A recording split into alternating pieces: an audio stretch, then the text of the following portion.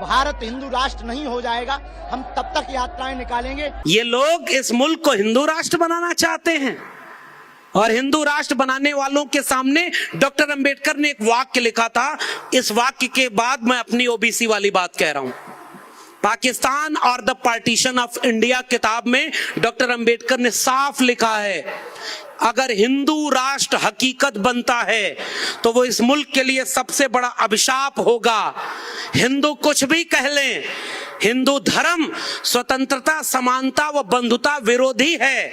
ये लोकतंत्र से मेल नहीं खाता है, इसलिए किसी भी कीमत पर इस मुल्क को हिंदू राष्ट्र बनने से रोका जाना चाहिए। ये डॉक्टर अंबेडकर साफ तौर पर लिखते हैं। अब मेरा एक सवाल, इतनी साफ बात डॉक्टर अंबेडकर ने किसी और के लिए लिखी है क्या?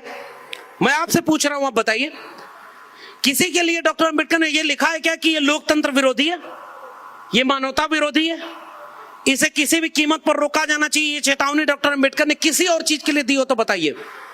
इसका मतलब डॉक्टर अंबेडकर को पता था कि इस मुल्क में कुछ दिन बाद ऐसे लोगों का भी सत्ता आएगी जो भारत के संविधान को तार तार करते हुए इस मुल्क को एक धर्म का राष्ट्र बनाने की कोशिश करेंगे।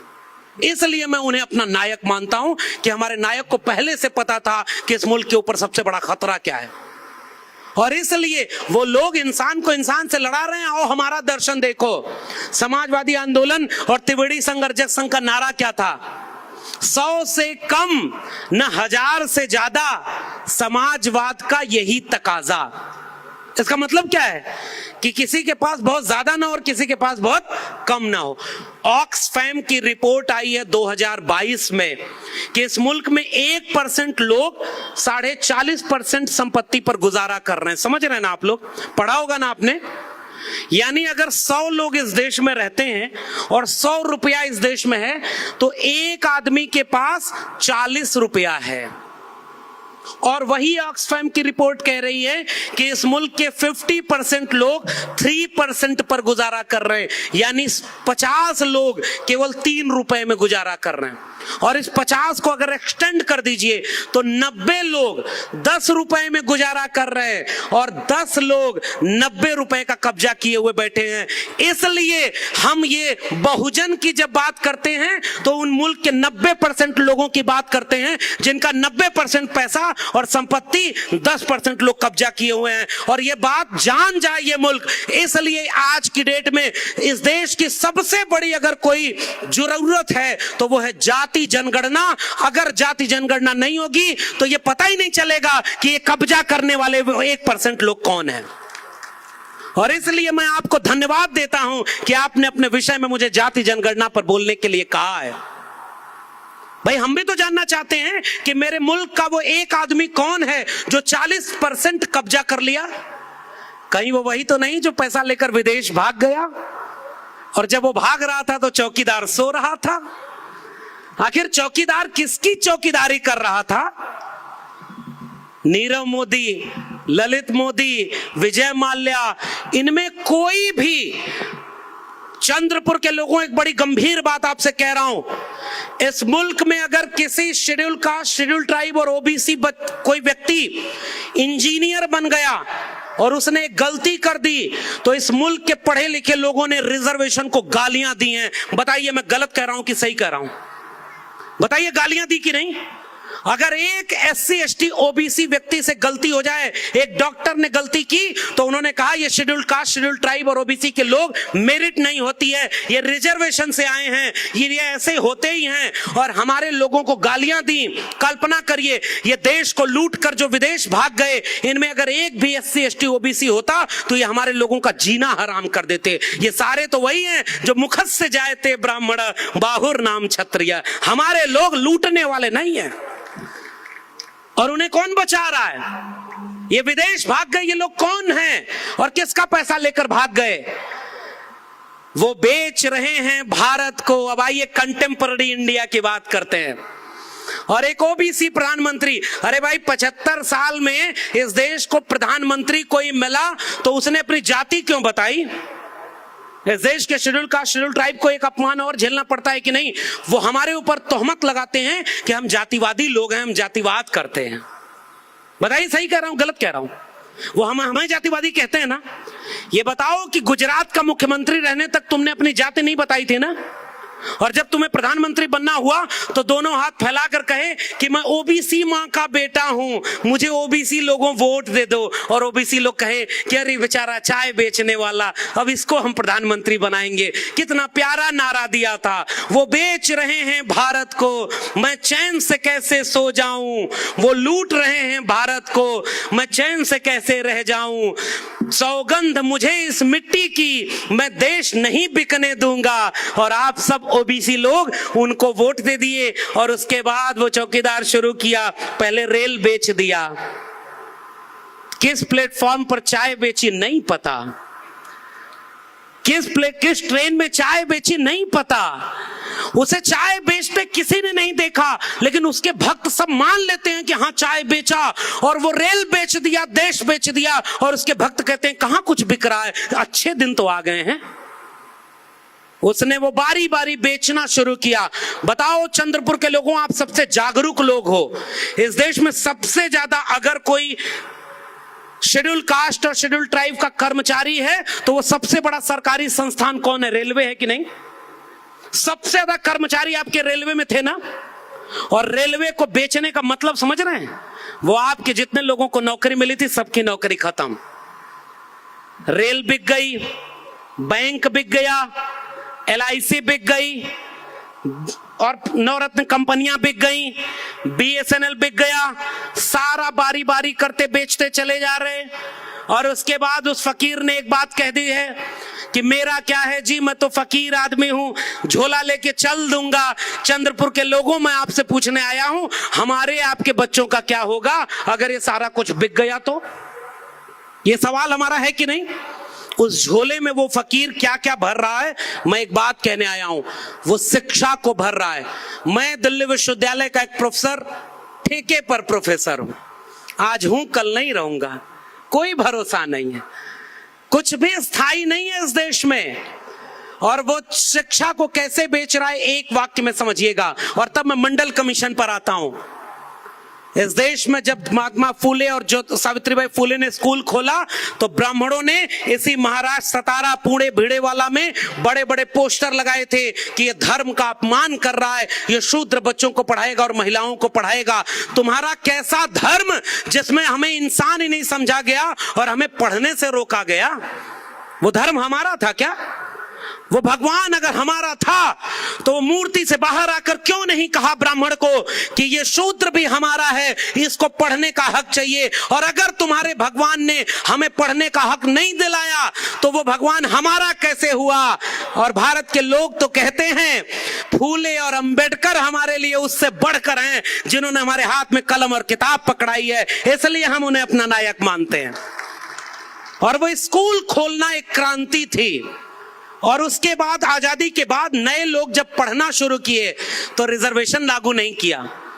2019 तक अब आइए, मैं इस ओबीसी प्रधानमंत्री के सामने ओबीसी की बात रखता हूं। दोनों हाथ फैला करके उसने कहा ना कि मैं ओबीसी मां का बेटा हूं। उसने कहा ना कि कैबिनेट में मैंने 27% ओबीसी मंत्री बना दिए। 14 अप्रैल आ रहा है और कल देखिएगा वो फकीर बाबा साहब की मूर्ति पर माला पहनाएंगे, वो लोग बाबा साहब की मूर्ति पर भी माला पहनाएंगे और झुक करके कहेंगे कि मैं आज प्रधानमंत्री हूं तो बाबा साहब की वजह से हूं। और जैसे ही मूर्ति की तरफ से हटेंगे, पहला काम ये करेंगे कि देखो कुछ और ऐसा बेचने से रह तो नहीं गया जिससे अंबेडकर के सपनों का भारत न बन जाए कहीं। कैसे, वो मैं आपको बता रहा हूं। शिक्षा बेचना इस मुल्क को बर्बाद करना है। और नई शिक्षा नीति 2020 कहती है कि 40% सिलेबस ऑनलाइन मोड में होना चाहिए। 40% सिलेबस अगर ऑनलाइन मोड में हो गया तो 40% टीचर कॉन्ट्रैक्ट पर हो गए कि नहीं, प्रोफेसर कॉन्ट्रैक्ट पर हो गए कि नहीं। दूसरी पॉलिसी नई शिक्षा नीति 2020 कहती है कि इस देश में 45,000 केंद्रीय सरकार के डिग्री कॉलेज हैं। अगले 20 साल में हम उन्हें क्लोजर और मर्जर की पॉलिसी के तहत 15,000 डिग्री कॉलेज कर देंगे। यानी नए डिग्री कॉलेज और स्कूल खोलने की बजाय वो जो खुले हुए स्कूल हैं, अगर स्कूल और डिग्री कॉलेज में मिनिमम क्राइटेरिया 3000 एंड 5000 स्टूडेंट की क्राइटेरिया फुलफिल नहीं होगी तो एक स्कूल को दूसरे स्कूल में मर्ज कर दिया जाएगा, एक स्कूल को दूसरे स्कूल में क्लोज करके सबमिट कर दिया जाएगा। तो आपके बच्चों की शिक्षा के लिए नए स्कूल और विश्वविद्यालय चाहिए थे, वो शौचालय और देवालय बनवा रहे हैं। ये बताइए किसके सपनों का भारत बना रहे हैं? और इसलिए अब ओबीसी समाज की चिंता, अगर ओबीसी इस देश के प्रधानमंत्री खुद को कहते हैं कि मैं ओबीसी मां का बेटा हूं, तो एक बात बताओ ओबीसी प्रधानमंत्री, आज तक 9 साल में एक बार भी आपने ओबीसी के सबसे बड़े नायक बीपी मंडल को कभी याद क्यों नहीं किया? और बीपी मंडल को याद करने का मतलब अब मैं आपको समझा रहा हूं। 1980-77 में जब जनता पार्टी की सरकार बनी तो मंडल कमीशन गठित हुआ, 80 में रिपोर्ट सबमिट हुई और मंडल कमीशन की रिपोर्ट 90 में जाकर लागू हुई।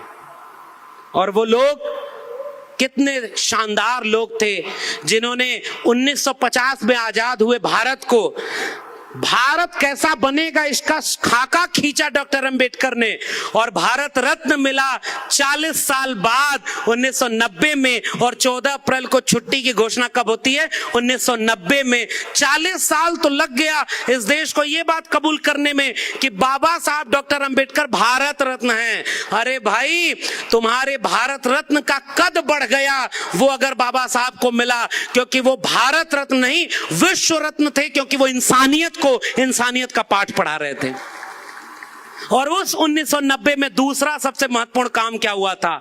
मंडल कमीशन की 2 सिफारिशें लागू करना। और मंडल कमीशन की सिफारिश में पहली सिफारिश थी एजुकेशन, जो गवर्नमेंट एजुकेशन है उसमें 27% रिजर्वेशन और गवर्नमेंट नौकरी में रिजर्वेशन। अब एक बात बताओ, इस देश के प्रधानमंत्री से ही मैं बात कर रहा हूं, छोटे मोटे लोगों को बीच में लाता ही नहीं, सीधे मेरा बात प्रधानमंत्री से। प्रधानमंत्री महोदय, एक बात बताओ, 9 साल से आप प्रधानमंत्री हो, आपने सच सच बताओ मंडल कमीशन की रिपोर्ट पढ़ी है कि नहीं पढ़ी है? मैं मानता हूं कि आपने इंटायर पॉलिटिकल साइंस में डिग्री ली है, और मैं ये भी कह रहा हूं कि प्रधानमंत्री की डिग्री फेक नहीं है। जब कंप्यूटर में वो फॉन्ट नहीं आया था तब भी उनकी उस फॉन्ट में डिग्री बन गई। मैं प्रधानमंत्री पर कोई सवाल नहीं पूछ रहा, मैं प्रधानमंत्री से एक सवाल कर रहा हूं, बताओ मंडल कमीशन की रिपोर्ट आपने पढ़ी है कि नहीं पढ़ी है? और अगर पढ़ी है तो बताओ उसमें लिखा है कि नहीं कि इस मुल्क के 52% आबादी, 52% लोग ओबीसी हैं, 3743 जातियां ओबीसी की हैं। और 1993 में जब इंदिरा साहनी जजमेंट के बाद यह नियम बना कि चूंकि अपर लिमिट सुप्रीम कोर्ट ने तय कर दी कि 50% से ज्यादा रिजर्वेशन ओबीसी को सब मिलाकर नहीं हो सकता, तो ओबीसी को रिजर्वेशन कितना मिला? जोर से बोलिए, कितना मिला? 27% मिला। और मंडल कमीशन की सिफारिश कर रही है अगर ओबीसी के साथ न्याय करना है तो इस रिजर्वेशन को उतना करना होगा जितनी ओबीसी की पॉपुलेशन है। लिखा है कि नहीं मंडल कमीशन में? अब इस देश के प्रधानमंत्री फकीर साहब मुझे जवाब दें, अगर आप ओबीसी के हितैषी हो तो जैसे ही आपने 10% सुदामा कोटा ईडब्ल्यूएस लागू कर दिया तो 50% अपर लिमिट खत्म हो गई कि नहीं हो गई? बताइए भाई जोर से। अगर 10% सुदामा कोटा समझ रहे हैं ना? सुदामा का कहानी जानते हैं? अरे वो एक गरीब ब्राह्मण एक गांव में रहा करता था। ब्राह्मण गरीब हुआ तो उसके नाम के आगे लिखा गया कि एक गरीब ब्राह्मण था। इस मुल्क के SC ST OBC 90% गरीब बनाए गए और कभी इस देश में उनके नाम के आगे गरीब नहीं लिखा गया, क्योंकि मान लिया गया था कि ये लोग तो ऐसे ही कंगाल लोग हैं। हमारे लिटरेचर में भी हमें अपमानित किया गया। तब मैं इस मुल्क के निजाम से पूछता हूं, अगर आपने 10% EWS रिजर्वेशन लागू कर दिया है तो आज इस देश के प्रधानमंत्री घोषणा करें कि ओबीसी की 52% आबादी को 52% रिजर्वेशन लागू करते हैं। अगर नहीं करते हो तो हम आपको फेक ओबीसी कहते रहेंगे। और अगर 52% रिजर्वेशन लागू नहीं कर रहे तो एक काम और कर लो, जरा गिन लो कि कितने ओबीसी हैं।